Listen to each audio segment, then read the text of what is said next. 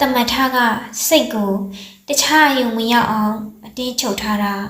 ဖမ်းထားတာထိန်းထားတာ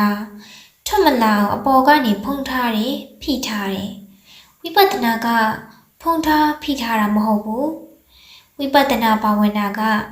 စိတ်မှာဖြစ်တတ်တဲ့ကိလေသာရဲ့သဘာဝကိုနည်းနည်းသိသွားပြီးတော့အသိဉာဏ်နဲ့ပယ်လိုက်တာအတွင်းကနေသူ့ရဲ့အကြောင်းရင်းကိုကုလိုက်တယ်လို့ပဲကိလေသာကိုအရင်အမြစ်ကနေပြီးတော့တခါတည်းပယ်နိုင်အောင်အားထုတ်တဲ့ဘာဝနာဖြစ်တဲ့အတွက်ကြောင့်ပို့ပြီးတော့နည်းနည်းနဲ့ဉာဏ်အများကြီးပါပါတယ်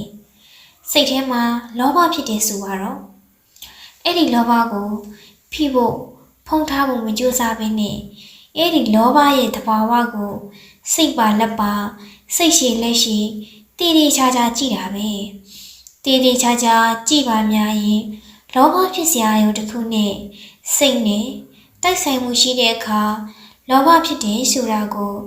ယ်တိုင်မြင်ရတယ်ကိုယ်တိုင်သိရတယ်နော်အဲ့ဒါလိုကြည့်တဲ့အခါမှာ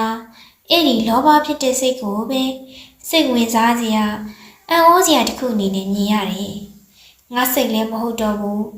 စိတ်နဲ့အာယုံတစ်ခုနဲ့တိုက်ဆိုင်တဲ့အခါမှာဖြက်ခနဲပေါ်လာတဲ့စိတ်ကလေးတစ်ခုပဲတော်တော်အံ့ဩဖို့ကောင်းတယ်ငါစိတ်မဟုတ်တော့ဘူးဆိုရင်ကိုပဲ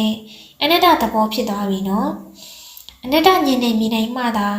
အမြင်မှတစ်ခုကိုရပြီလို့ပြောလို့ရတယ်လောဘကိုချက်ချင်းမပယ်နိုင်သေးဘူးနော်ဒီလိုနည်းနဲ့တရားကိုအားထုတ်သွားတဲ့အခါမှာတဖြည်းဖြည်းနဲ့စိတ်ထဲမှာလောဘဖြစ်တဲ့အခါသိတယ်ဒေါသဖြစ်တဲ့အခါသိတယ်မာနဖြစ်တဲ့အခါသိတယ်ဣဒ္ဓမစ္စရိယဖြစ်တဲ့အခါသိတယ်ဒီလိုသိရင်နဲ့ဒီလိုသိတဲ့အသိဉာဏ်ဟာကြာလေကြီးလေဖြစ်လာတယ်လောဘဒေါသမာနတွေကတော့ချက်ချင်းမပြောက်သေးဘူးနော်ဒါပေမဲ့သူတို့ကိုသိတဲ့အသိဉာဏ်ကကြီးလာတယ်ဒါကြောင့်ဗုဒ္ဓဘာသာတရားမှာပယ်ဖို့ထက်သိဖို့ကပိုရေးကြီးတယ်လို့ပြောတာနော်အသိဉာဏ်ကြီးလာမှအဲ့ဒီအသိဉာဏ်ကသူဟာသူပယ်တဲ့ကိလေသာကိုပယ်တာပဲငါကပယ်လိုက်တာမဟုတ်ဘူးဒါကြောင့်အတ္တနဲ့ပယ်လို့မရဘူး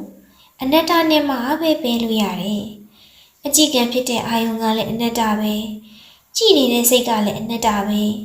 နှစ်ခုစလုံးအနတ္တဖြစ်သွားတယ်အဲ့ဒါလိုဖြစ်သွားရင်ဒီပြဿနာကိုကင်တွယ်ဖြေရှင်းရတာပိုးလွယ်သွားတယ်